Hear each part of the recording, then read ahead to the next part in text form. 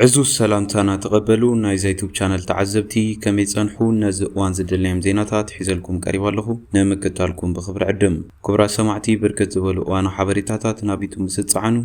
اقدموا ملقتي دما نوتيفيكيشن نبصحكم زيناتات بوان تكتاتلون نز يوتيوب شانل سبسكرايب بمقبر نايدول ملكت متواقع ترسعون أوغندا بزعبا إيرترايان سدتنياتات زوجاتو زملكتن نعلمنا زسنبده هزوز ناي CNN ناي مرمرات صبصاب بزعبا نيكولر إيرانن مرحي حيلتات فانو زمني كاسي بزعبا حوحات زوجو مغلطن أبزالان بساز نبر سراويت إيرترا كمز سحابة زملكتن ترامب انت تقتيلا أبلع لإيران كوردي زبالون كالوتن زحبرو زيناتات اللونا كساب موداتا حابيركم ناتنحون بريزيدنت أمريكا دونالد جي ترامب أنت تقتيله أبلع لإيران ترى زي فلت ناي بومبا متقعتي ممرحي كقد فيلم بريزيدنت أمريكا دونالد جي ترامب منقست إيران مقتال زقبرو فتن انت دا تعويتم أبلع لي اتهاجر ترى زي فلت وفر بومبا نمكياد مجمرتا ممرحي كم زهابي قليتم ات بريزيدنت نيويورك بوست أب زهابو مقلتي ننوح إوان أبزرزر ألاما قتلت إيران آتيم ازي أبز حج إوان آقات منازلو كون نتيلوم ترامب وسيخو انكو كبسرو زدل نجر انتهاليم زغانا نجر انت داقاتي موني قدم حجيري امو بزيفلتو درجة نيران بومبوتات كدربيا تأزاز هيبالو خيلوم ات بريزيدنت زهابو مقلتي اسرائيل نترامب نمقنصال حادش ودي صدتا ايران نسبستان امريكا كمز حبرت زقلت سفيح صبصاب دحر مقرابيم يخون انبر بريزيدنت ترامب بزعباتي صدتا وسلا اسرائيل زبهال زولو تحاتيتو ايفال اسرائيل زبصحتم حادش نجر يلن بمبال نتتصبصاب نصيغولم ابزرزر سغات صدتا ايران قصر حدايم كاب سراح كبارري خلي حيوت دما كم اي كبر ترامب غاليص يركبالم از خمزي لكله وانا تدرادرن افغو بايتو ايران محمد غاليباف هاجرو مس امريكا زلوا ግጭት تهران ايدا بمبهاب فصيمو كمزي ودا افليتو تأفق بأوسيخو إيران أمريكاوين نتسمم عبز تحصل أوان ملؤ مكل خالك نوسد دلواتينا كبل تأفق بأحبيرهم مسالات هزب إيران أنصارو بتنعات دو مبال كان حلوين ونيلهم ولا كوات خينات مودة أنهاجرات علم كأدامنا زوابون تخونم أزقجت إيران إيدا بمهاب فاتيما كمزي ودأغن كله كفلت إقبا كبل حساسي بلهم بتوساخي محمد غاليباف إسلاماويان هاجرات أنصار أمريكان إسرائيلن تلعيلن بحبار دو كبلاون تهوي يركبالهم ازي ابزخون الأوان بايتو هاجراو دحنነት إيران مس أمريكا زتأسسرت تحت قرصتات حنا كفدي مخانو غليزلهم ابز قرب أوان أمريكا اب سميناو إيران اب استراتيجيكاو دلدل بابور زكايدتو متقعت سيعبو لعلواي بيت مخري هاجراو دحنነት إيران مس أمريكا زتأسسرو وسنت تحت قرصتات حنن مفداي سقومتات كم زصدقه مع خناتينات هاجر حبيرن ازو سانزي نتي امونغو تيرانن واشنطنن زلو وتادراو ግጭት ናብ ዝኸፈ ምዕራፍ ከም ዝቀይሮ ይንገር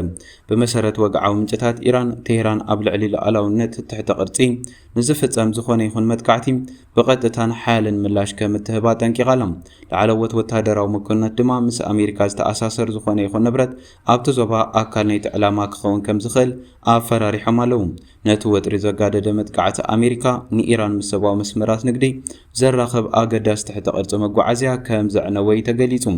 ابزوان زي ابو مغخدتيم حيلታት ዝካየድ ዘሎ ምልዋት ተخሲም ነቲ ዞባ ኣብ ከቢድ ሓደጋ ዘእተወ ኮይኑ እቲ ፍጻመ ሰፊሕ ኩናት ማእኸላይ ምብራቅ ከስዕብን ኣብ ኣህጉራዊ ንግዲ ትሕተ ቅርጽ ጽዓትን ዓብይ ምዝንባዕ ከስዕብን ዝብል ስጋት እናዓበየ ይኸይዳሎም እዚ ከምዚኢሉ እንከሎ ብመሰረት መርማሪ ጸብጻባት CNN ኢራን ኒኩለራዊ ትካላታ ዳግማይ ክትሃንጽ ትጽዕር ከም ዘላ ተገሊጹሎም ብመሰረት እቲ ማዕኸን ዜና ነቲ ምስ ኢንስቲትዩት ሳይንስ ኣህጉራዊ ጸጥታን ብምትሕብባር ዝተተንተነ ፍሉያት ምስልታት ሳተላይት ብምጥቃስ እዚ ምስልታት ኢራን ኣብ ወርሒ ሰነ ምስ ኣሜሪካ ዝተፈረመ ናይ መረዳዳእ መዘክር ምጥሓሰም ከቢድ ሕቶታት ኣልዒሉሎም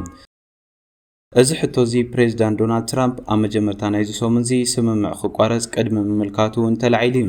ጸብጻባት CNN ኣብ ፓርቺን ኣብ ዝርከብ መሳለጥያ ዘተኮረ ኮይኑ ነዳዲ ኒኩለራዊ ኣጽዋር ዝሓዝዩ ተባሂሉ ዝእመነሉ ቦታ ኮይኑ ድሕሪ እቲ ዝሓለፈ ወርሒ ለካቲት ኣሜሪካን እስራኤልን ኣብ ልዕሊ ኢራን ዝተኻየደ ኩናት ብተደጋጋሚ መጥቃዕቲ ዝበጽሖ ቦታ እዩ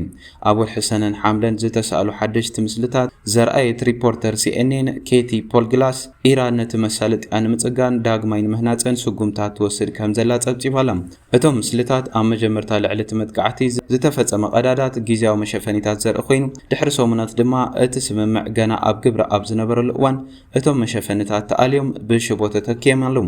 ኣብ ጥቕኡ ድማ ናይ ኮንክሪት መሕወሲ መኻይን ይረኣያ። እዚ ድማ ኢራናውያን ነቶም ቀዳዳት ንምዕጻው መደብ ከም ዘለዎም ዘርኢ ምልክት ምዃኑ እውን ክኢላታት ይዛረቡ ኣለዉ። እዚ ከምዚ ኢሉ እንከሎ ኣብ ካሊእ ፒካክስ ማውንቴን ዝተባሃለ ጥርጡር ኒክሌራዊ ቦታ ድማ ኣብ ቀረባ እዋን ዝተሰኣሉ ስእልታት መኻይን ናብ ታንከራት ክኣትዋን ክወፃን የርኢ። እዚ ስጉምቲ እዚ ምስ ኣሜሪካ ዝተበፅሐ ስምምዕ ብንጹር ምጥሓስ ምልክት ምዃኑ ክኢላታት ንሲኤንኤን ሓቢሮም ኣለዉ። እዚ ድማ ኢራን ኣብ ኒክሌራዊ መዳባታ ዝጸንሐ ኩነታት ክትሕሉ ዝጠልብ ምዃኑ ተገሊጹ ዘሎ። ናብቲ ካሊእ ዜና ምስ ንሰግር ኣብ ኡጋንዳ ሚኒስትሪ ድልውነት ሓደጋን ስደተኛታት ሳም ኤንጎላ ቁጽሪ ዕቑባ ዝሓቱ ዘለዉ ኤርትራውያን ስደተኛታት ንምንታይ ይውስኽ ከም ዘሎ ንምፍላጥ ምስ መንግስቲ ኤርትራ ክዝቲ ምዃኑ ገሊጹ።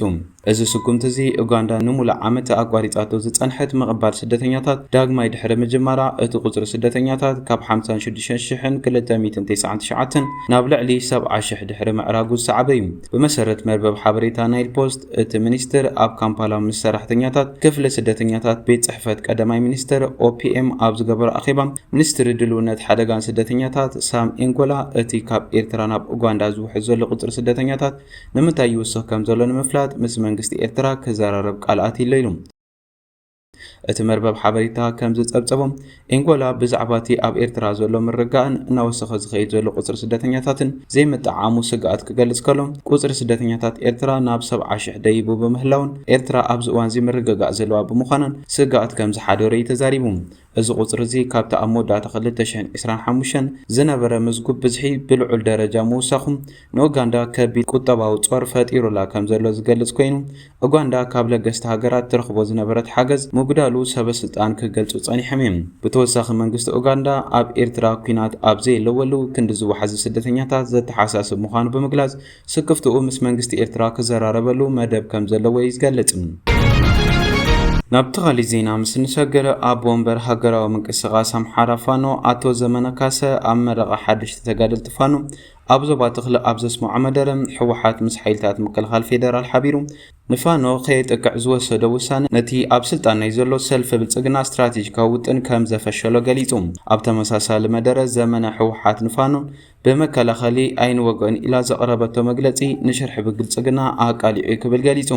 እዚ ውሳነ መንግስትን ሓይልታትን ኣምሓራን ትግራይን ኣብ ንንሕድሕዶም ንምጉዳል ብዝገብሮ ስሌት ዝተመስረተ ምዃኑ እውን ገሊጹ። ድሕሪ ኣዋርሕ ንማዕኸናት ዜና ዘዘራረበ ዘመነ ካሲም ብዘይ ወታደራውን ፖለቲካውን ቃልሲ ህዝቢ ኣምሓራ ስምምዕ ሰላም ፕሪቶሪያ ኣይምተኻእለን ዝበለ ኮይኑ ዶክተር ደብረጽዮን ኣብዚ ሕጂ እዋን ዝመርሖ ሓይሊ ኣብ ጽቡቕ ወታደራዊ ዓቕሚ ይርከብ ክብል ገሊጹ። ብዛዕባ ምረቓ ስልጣን ዝተዋሃበ ርእቶታት ብዝምልከት ካብ ፌደራል መንግስቲ ይኹን ካብ ኣካላት ሕወሓት ወግዓዊ መልሲ ይተዋሃበን። ኣብ መንጎ መንግስቲ ፌደራልን ሓይልታትን ፋኖ